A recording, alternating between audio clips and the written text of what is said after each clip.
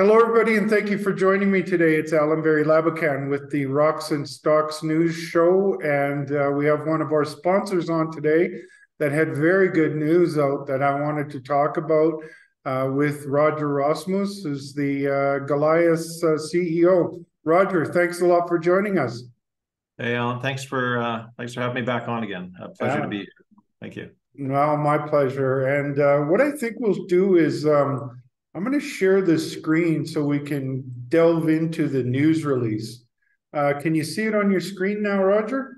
Yeah, no, I've got it here. You bet. So the headline is Goliath intercepts 9.4 grams gold equivalent over 7 meters in the Bonanza Shear within the Golden Gate feeder zone, confirming an extensive stacked system containing multiple Bonanza grade veins over 1.8 square kilometers on Golddigger. That remains open and it's in the Golden Triangle. Just in the headline alone, there's lots to talk about, Roger. One thing that sort of stands out to me is that compared to last year, Bonanza Shear has a lot better understanding with the drilling now. And I think this is one of your best holes, 10 grams over 7 meters, almost 10 grams over 7 meters is one of the better holes from Bonanza Shear. Is that correct? Yeah, it is. We do have one, the hole just off to the, I guess, east of the Sherbet there. So it's a over 100 gram meter gold equivalent hole. But to your point is coming out of 2022, we only had 33 pierce points into the Bonanza Shear. This year, at the end of it, we've got 104 in total. So we're gonna, like I say, we're gonna have a lot more better understanding as to what is actually going on here. The average grade and the average widths from the 2022 drilling was about just over 5 meters, but I think it was about 5.3 meters, averaging just over about 2.7 grams gold equivalency. And now just based on a number of the holes that we have released in relation to the Bonanza, it has grown substantially if you take the averages at this particular juncture. So, we do believe that come the end of the season, or not the end of the season, but once all of our additional 100 holes are released and interpreted, we do strongly believe that it has a high probability of the average grades and average widths increasing, and or either one, as well as for the Sherbet as well. Another thing that really has me intrigued about that Bonanza Shear is that it now seems to be going underneath the Sherbet zone. And one of your pierce points was recently announced and had a very good result to it. And it was right at the contact of the sediments and the volcanics, and in very close proximity to where the Sherbet and the Bonanza Shear cross. Those can be very good conduits, and that has me quite intrigued. Sure. Yeah, no, it's again that one actually in the news release further down, we've got like that cross section that was it's basically has the number 8 beside it, and that was a 149 gram meter hole gold equivalency. That was actually drilled in 2022. And then if you look to there you go, number 7, then off to the east.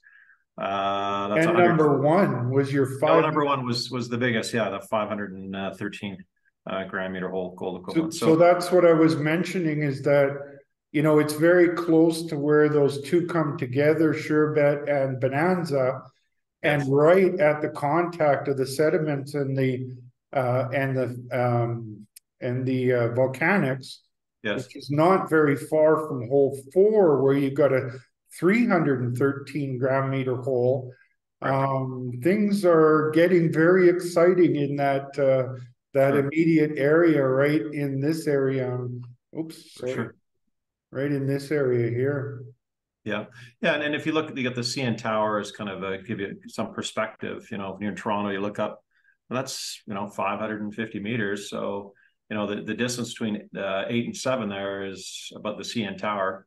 And then, if it goes further down to the next image below this one in the news release, gives you an idea, look how far these holes are, away from each other, one another.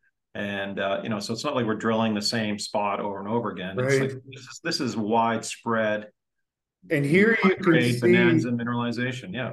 here you can see the peak of the mountain. You've got that mineralization way over there, all the Yeah. way up over the mountain on the other side. You've got these key structures that are quite exciting. But before we get into that, let's go back here, and I want to go to the headline again, and the confirmation of an extensive stacked system containing multiple bonanza grade veins over 1.8 square kilometers. That is pretty remarkable. I follow a lot of exploration, and when you start getting these stacked systems, and again, that's in the sediments above the volcanics. Yes. That's pretty impressive stuff, Roger. Yeah, no, it's again, it's a very large area.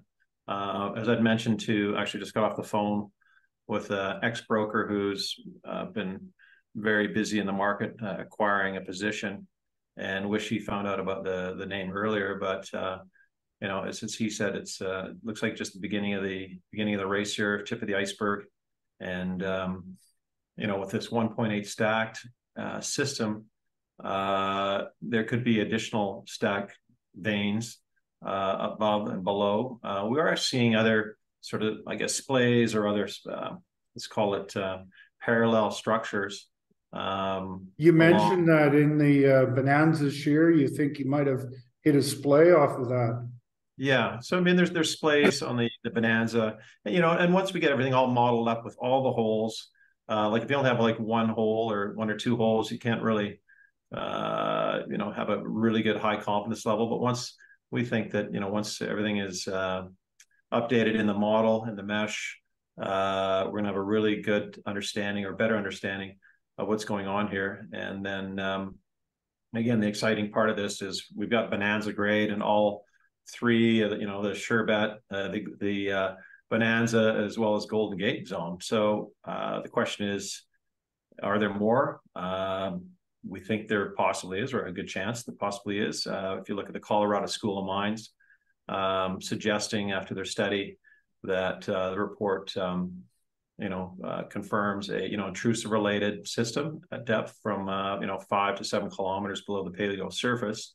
And, but that's a lot closer than where we are today relative to the surface. Yeah, exactly. So if you look at all the erosion and so on to date, well, maybe it's like a kilometer or two. We don't, we just don't know. But what we'll do is in the new year, next season, we're going to go and focus in on those volcanics and drill down and just really test the north, south, east, west on this, the Golden Gate area, and then possibly find, another stack of, a bunch of, a stacked vein system below that.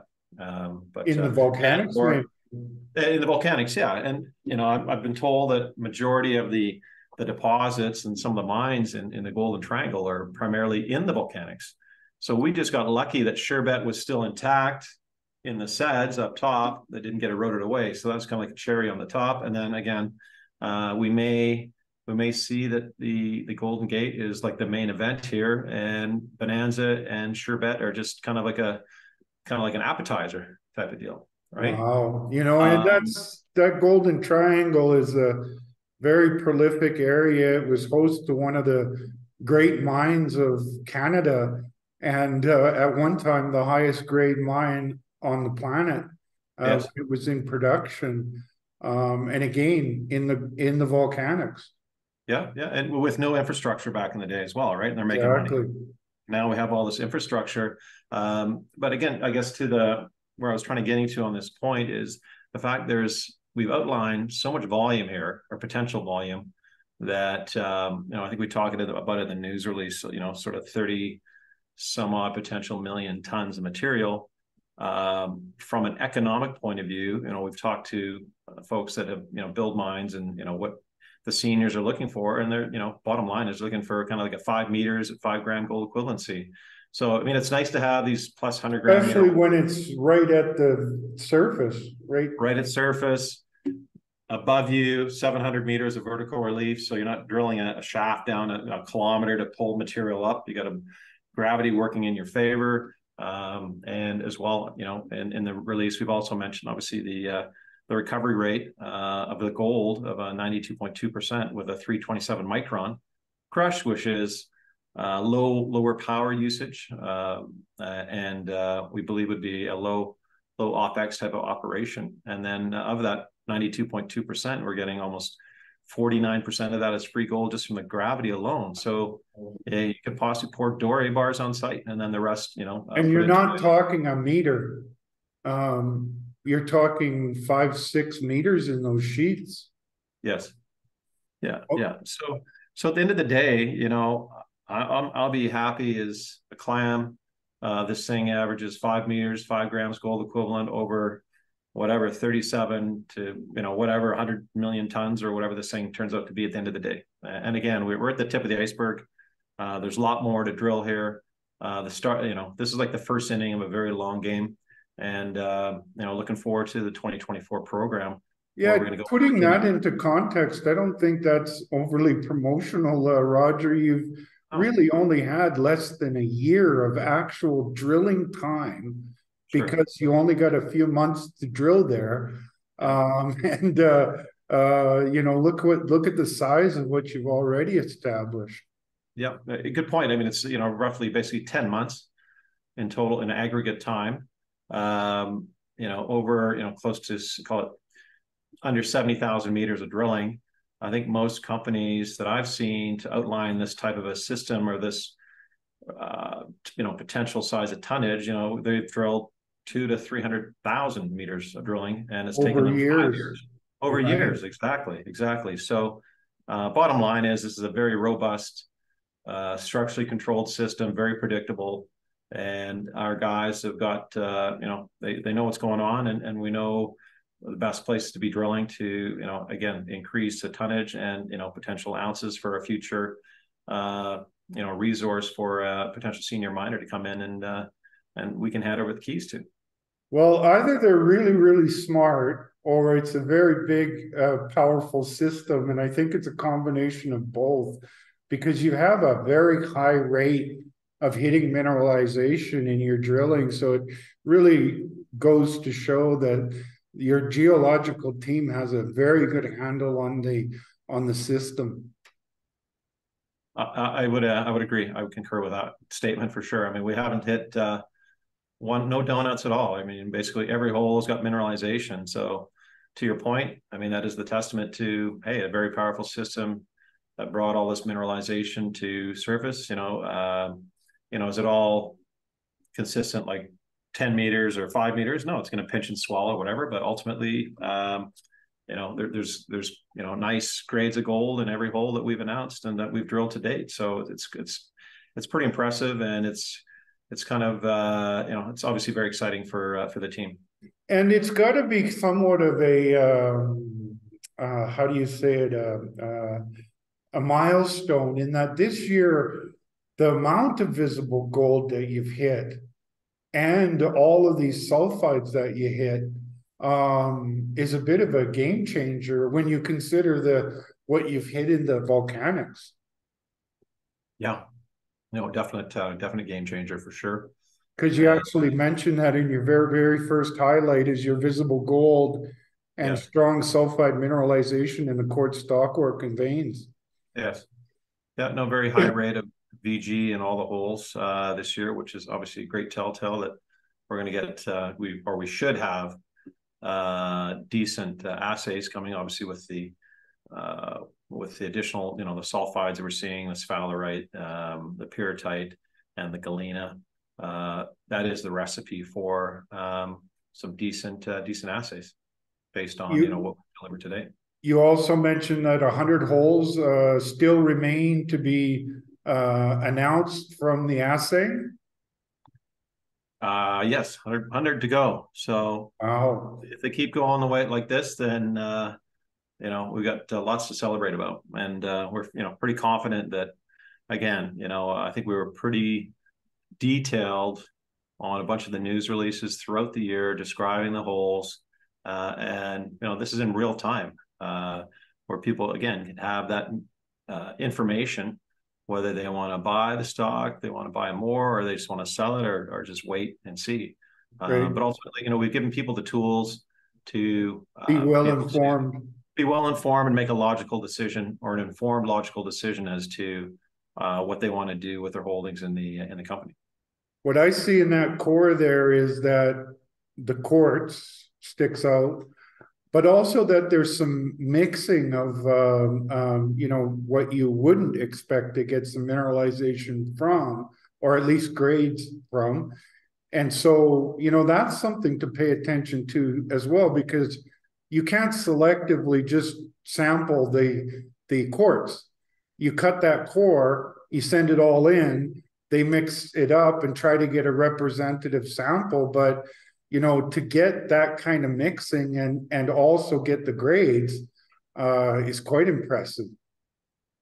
Yeah, agreed. So, I mean, we do the guys, the gals and guys, logging the core and so on. They're familiar with, where the mineralization is sitting within the system. So we've got a pretty good idea as to where to, collar the thing, what we send into the lab. We can't send the entire core in because that wouldn't make any sense. To ultimately looking for, the telltales of, where the mineralization is most likely going to run. So Right. they've done a great job with that. So, and again, to your point, some of the non-sexy stuff has had decent results as well. So, There again is an indication of the power of the system, that it's not just getting in through the quartz, you're also getting it into some of that brecciated rock there as well. Yes. Yep, exactly. Okay, so I'm gonna scroll down because okay, so here is a map that sort of shows you the pink or purple, whatever this is, shows you where the key faults are, and where a bunch of the drilling has been done. And then if you scroll down here, now this is really exciting to me. I look at SureBet, a sheet that's 5.5 square or cubic meters with an average grade of 6.88 meters, average of thickness, and 6 grams. Then over here, you've got Bonanza Shear, another sheet, but bear in mind that doesn't have as much drilling as the SureBet. So, your average width and grade, as you say, is to be updated post 2023, but the model there is 25 million cubic meters. And when I see a big sheets like this of mineralization, my first question is, where is it all coming from? The Golden Gate feeder zone. And if that's the case, whatever got these big sheets of gold into these big, and mineralization into these big sheets, it's reasonable to think that that is a powerful and big high grade system that pumped that material into there. Yeah, no, definitely, for sure. And again, it all, lies below in the volcanics, or certainly that's our opinion at this particular juncture. The source, the feeder. The source, yeah. And yeah, I don't know if folks remember, but we announced one of the grabs from this part of the mountainside where I think it was running, I think it was about 30 ounces of gold, and it was the silver numbers were just crazy. But I think I'm actually low on the gold. I mean, there's been so many samples and what have you, but it was just total, bonanza on steroid type grades that sort of came off the side of the cliff, where we're seeing all these higher grade type holes, these 100+ gram meter holes. So clearly something's going on there. And And again, even in the down below volcanics, we saw higher elevation of the chalcopyrite. I think it was up to 3% in that particular hole. Again, suggesting that we're proximal, or I guess closer proximal to I guess the potential source of the system that brought up all this mineralization to surface. We do know there was a number of events, at least 2 events from the quartz study that was done, and ultimately, like you say, powerful system.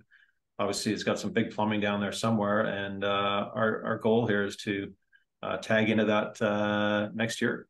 Is the hope. And there's some more stuff that impresses me. If you look at where Sherbet and Bonanza Shear come together, right in here, and then right below that is where you've tagged into the Golden Gate feeder.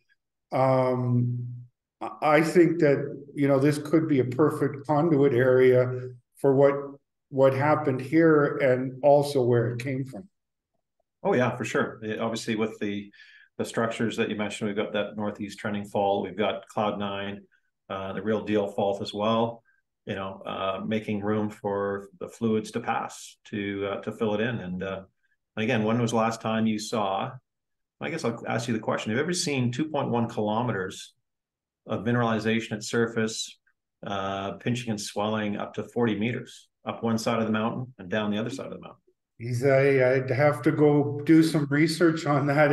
Maybe way back in my memory, I'd have to find something. But right. You bring up a really interesting point, because, okay, this is the sort of model of the Golden Gate, and if the source is in the volcanics, this very well could still be quite a distance from the heat engine, the source of what's even in the volcanics, which is quite exciting. And then when you look at the size of this widespread gold mineralization here, it's even more evidence that you've got a big, powerful, high-grade system pumping the fluids into the sediments up here. Yeah, exactly. And I don't know if you recall, so when we initially started, when we discovered the Sherbet zone, and then modeled at 2021, 2022, early on, it appeared that the Sherbet zone was just kind of continuing down dipping, that's sort of that southwest dip. But we sent all our data to Archer Cathro, who specialize in this type of modeling, and they came back and said, no, actually, you've got 2 shear zones there. You've got this sort of horizontal plane bonanza, and then you've got the sherbet that's kind of coming off of that as well. So to our surprise, it was great great additional information for us, obviously, for this year's drilling. Especially when you can confirm it with the truth machine. Exactly. And fortunately or unfortunately, we tagged into Golden Gate late in the season. Otherwise, I think we would have punched in way more holes than that we have for this year. But anyways, it gives us something to look forward to for next year. Up next year. Yeah, exactly. So but coming out of the season, we're gonna have a lot more data, a lot more information. Again, I mentioned we'll have that mash all completed, and we're gonna be we'll be raring to go for in 2024. I had a mentor in geology, and he always broke things down to me pretty basically. And one of the things that he said is that, a lot of projects, they start out really big, and as you drill them, they get smaller and smaller and smaller. Or you could also say, as you throw more science at them, they tend to get smaller and smaller. Mm-hmm. The mines tend to be the opposite. The more drilling you put into them, the more science you throw at it, it gets bigger and bigger and bigger. And that is certainly the case. And I appreciate the fact that you guys are throwing a lot of science at this. You guys did that work. You've got Archer Cathro involved. You did the study at the Colorado School of Mines. You guys are throwing all the all the science you can at it and all the drilling you can at it as fast as you can. You bet. Well, the seasons are short, so we have to be as as efficient as possible, and get as much done within that period. Another group that we have engaged also is SRK Consulting, world-renowned organization, and ultimately we're ticking all the boxes. It's a world-class discovery, and like again, we did the metallurgy up front just to make sure that hey, we can actually, this thing's looking to get really, really big, and can you actually extract the gold? We've ticked that box. We got that town of Kitsault here, houses up to 300 people. We're close to power. This thing sits on tidewater. Wow. So again, show me another deposit or future deposit that sits on tidewater. You're 100 and whatever 90 clicks. Well, there's mines out there that are a lot lower grade and in a lot more challenging jurisdictions than what you're looking at. I'm glad I've been able to keep this on the screen for a while, because I think it gives a good image of the volume of material you're looking at here. But this next map, because it's a cross section, it kind of makes this look smaller, but this gives you a better representation. And here again, you can see where, like hole 1 was a 513 gram meter right at the contact of the sediments and the volcanics.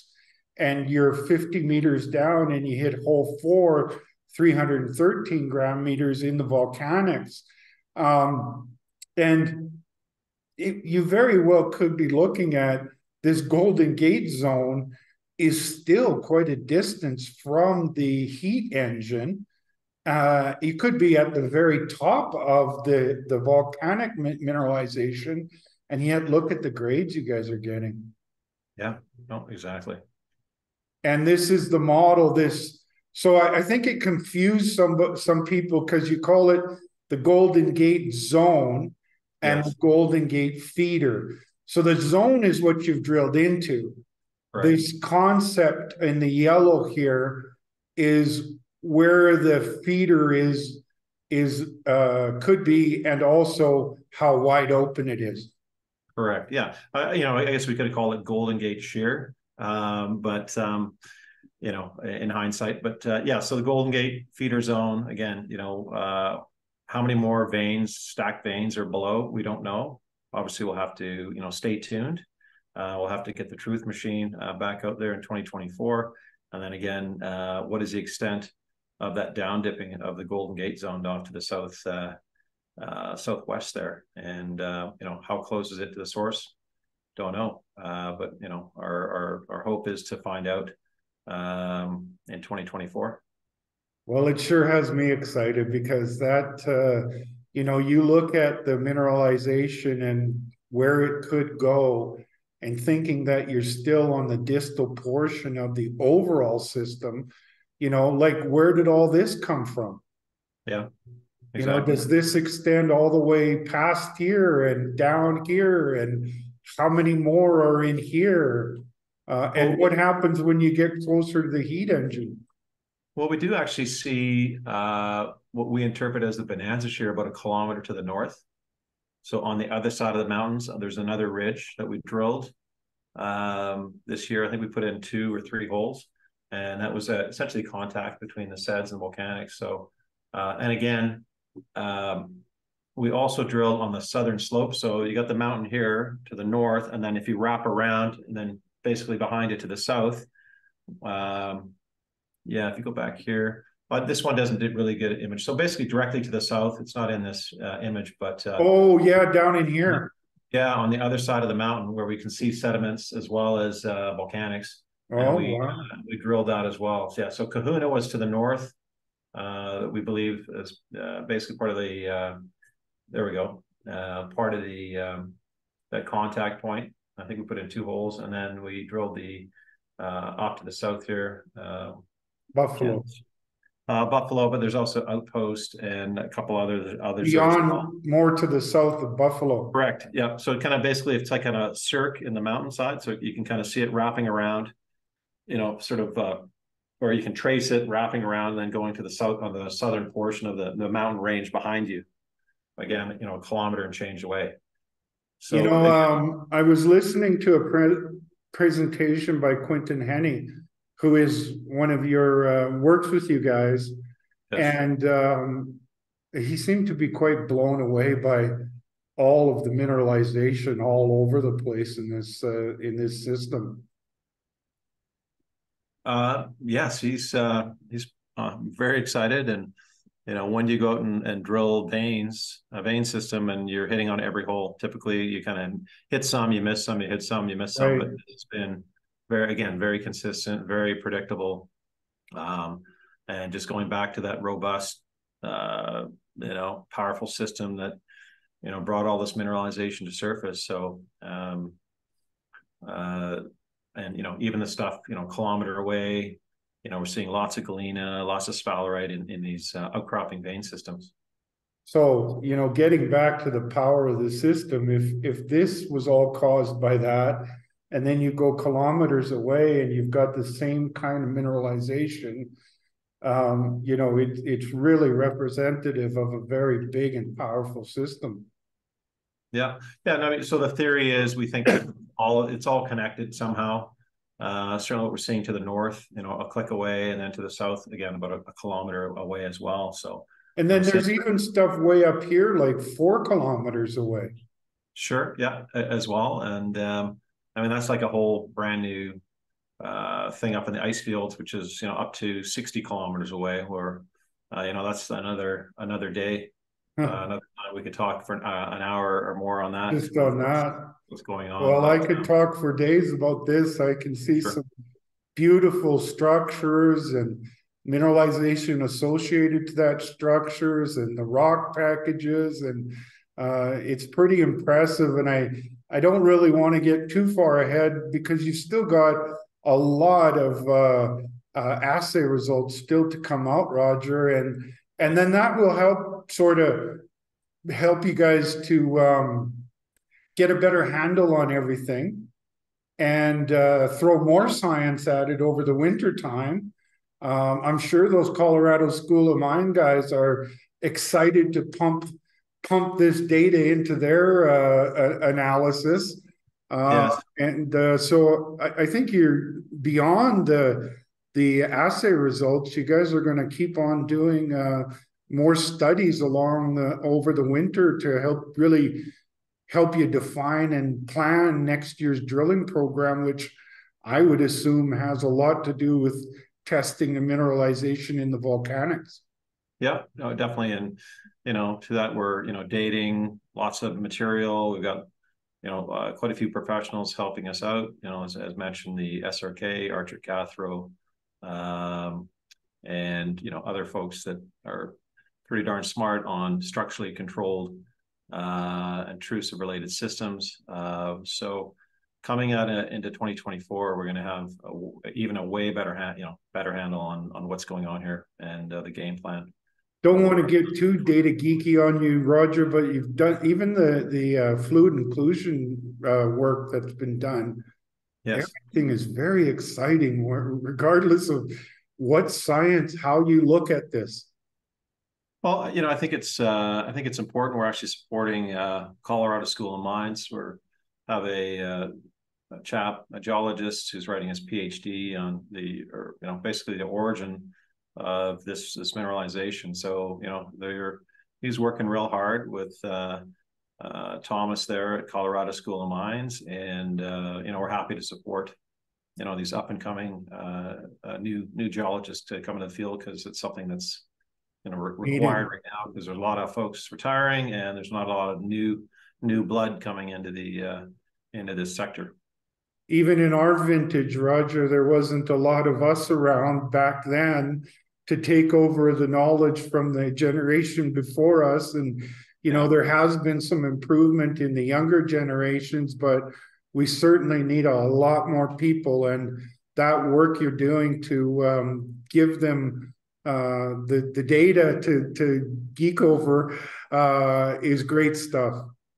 Well, sure. I mean, it helps helps these young students coming up the curve, as well as it gives us valuable data for understanding the system. And again, anyone coming into that we can possibly hand over the keys to at some particular point, they're going to be, they're going to love that data as well, to have it, because they'll be doing the same type of analysis as well. So we're doing all that stuff now and going to make it as as easy as possible. That we tick all the boxes, and if there's more boxes to tick, we will tick as they come up, as we see fit. You guys have done a fantastic job to pump all the data that a major mining company would need to assess what you're doing.